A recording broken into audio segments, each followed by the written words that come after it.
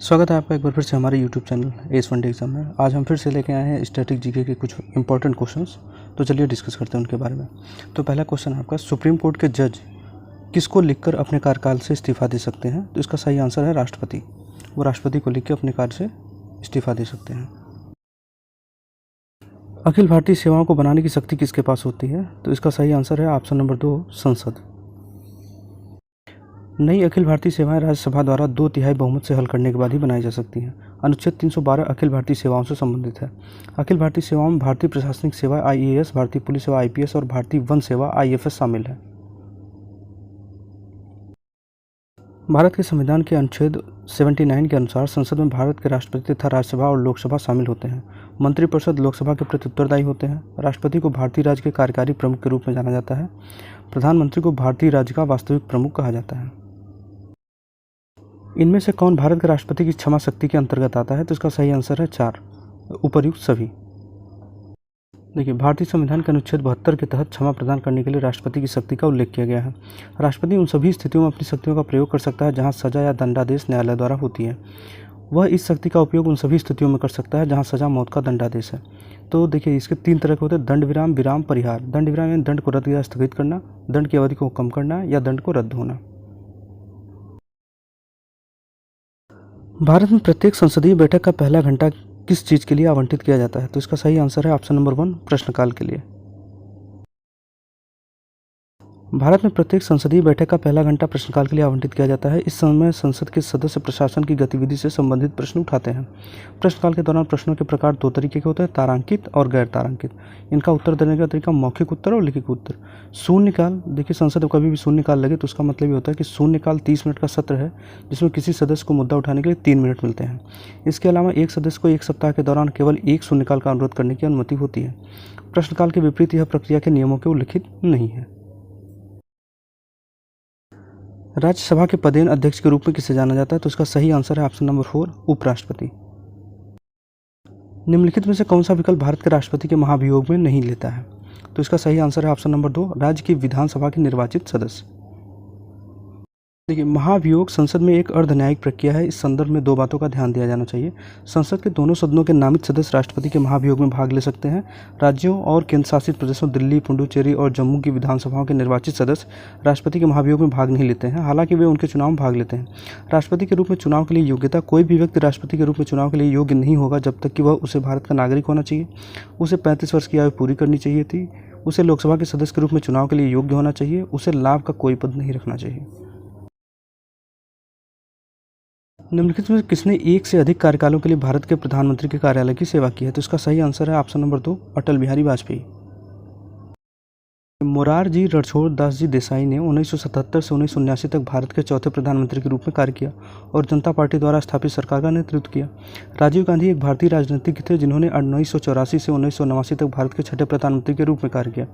इंदर कुमार गुजराल एक भारतीय राजनीतिज्ञ और स्वतंत्रता के लिए सक्रिय कार्यकर्ता जिन्होंने अप्रैल 1997 से मार्च 1998 तक भारत के 12वें मंत्री के रूप में कार्य किया था। संसद की संरचना के बारे में लिखित में से कौन सा कथन सही नहीं है? तो इसका सही आंसर है ऑप्शन नंबर 1, राज्यसभा में राज्यों के प्रतिनिधियों को जनता द्वारा सीधे चुना जाता है। लोकसभा में केंद्र शासित प्रदेशों के प्रतिनिधि लोकसभा में प्रत्यक्ष चुनाव को प्रत्यक्ष चुनाव द्वारा चुना जाएगा।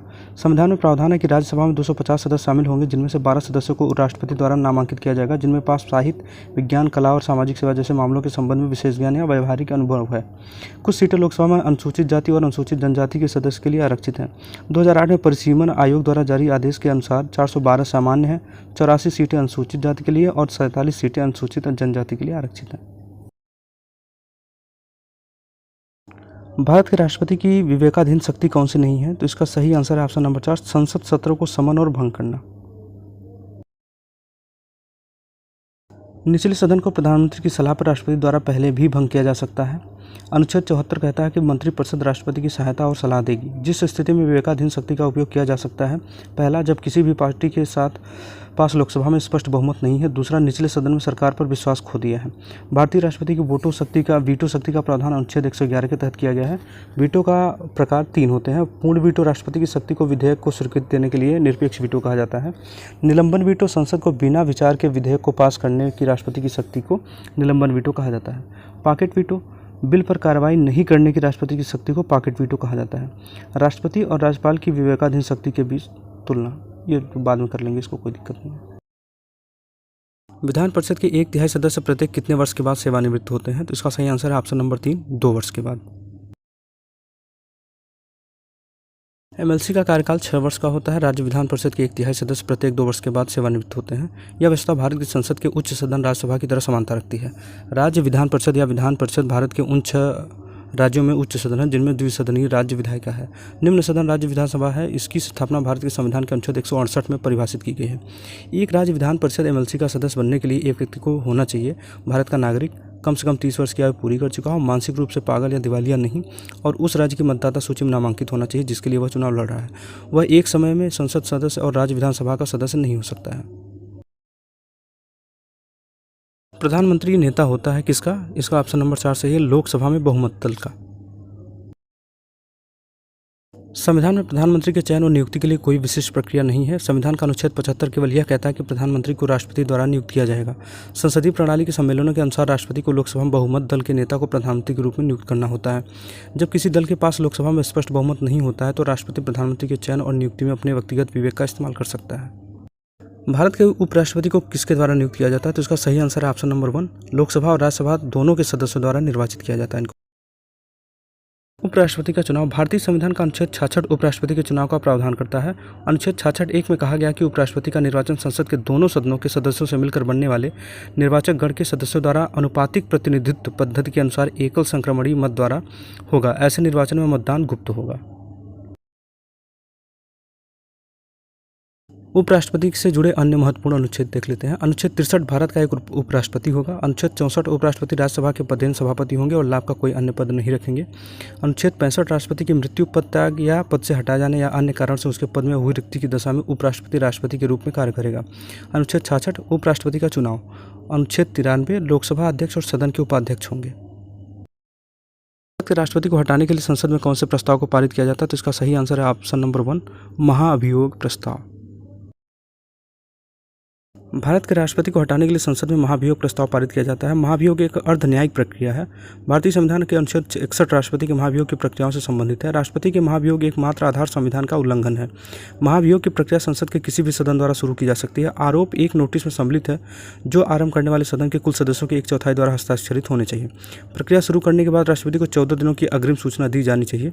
राष्ट्रपति भारत के अटॉर्नी जनरल या अपनी पसंद के किसी अन्य कानून अधिकारी की सेवा लेकर अपना बचाव कर सकते हैं। महाभियोग प्रक्रिया के लिए विशेष बहुमत की आवश्यकता होती है। यदि अन्य सदन भी सदन के कुल सदस्यों के बहुमत से 2/3 बहुमत से प्रस्ताव पारित करता है तो राष्ट्रपति को उनके कार्यालय से उस तारीख से हटा दिया जाएगा जिस दिन यह बिल पारित हुआ है। भारत में अभी तक किसी भी राष्ट्रपति का एक महाभियोग नहीं चला है। लोकसभा के 2 सत्रों के बीच का समय का अंतराल किससे अधिक नहीं हो सकता? तो इसका सही आंसर है ऑप्शन नंबर 1, 6 महीने से अधिक नहीं हो सकता है। लोकसभा के 2 सत्रों के मध्य अधिकतम अंतराल 6 महीने से अधिक का नहीं हो सकता। संसद को 6 महीनों के भीतर अवश्य रूप से न्यूनतम 2 बार मिलना चाहिए। अनुच्छेद 85 बताता है कि संसद के 2 सत्रों के मध्य अधिकतम अंतराल 6 महीने से अधिक नहीं होना चाहिए। अनुच्छेद 85 यह भी बताता है कि अध्यक्ष उस समय उस स्थान पर संसद का सत्र बुला सकता है जिन्हें वह उपयुक्त समझता हो। लोकसभा के अध्यक्ष ने किसको अपना इस्तीफा सौंपते हैं या सौंप सकते हैं? तो इसका सही आंसर ऑप्शन नंबर 2, उपाध्यक्ष को। लोकसभा अध्यक्ष भारत की संसद के निम्न सदन लोकसभा का पीठासीन अधिकारी होता है। आम चुनाव के बाद लोकसभा की पहली बैठक में अध्यक्ष का चुनाव आमतौर पर किया जाता है। लोकसभा अध्यक्ष की अनुपस्थिति में उपाध्यक्ष उनके स्थान पर कार्य करेंगे। उपाध्यक्ष भी लोकसभा द्वारा अपने सदस्यों में से ही चुना जाता है। अध्यक्ष की तरह उपाध्यक्ष लोकसभा के काल के दौरान आमतौर पर कार्यालय में रहता है। उपाध्यक्ष की अनुपस्थिति में भी लोकसभा के अध्यक्षों के पैनल का कोई भी सदस्य सदन की अध्यक्षता कर सकता है। उपाध्यक्ष अध्यक्ष को अपना इस्तीफा देगा और इसी प्रकार इसके विपरीत होता है। मंत्रिपरिषद सामूहिक रूप से निम्नलिखित में किसके लिए जिम्मेदार होता है? तो इसका सही आंसर ऑप्शन नंबर 2, लोकसभा।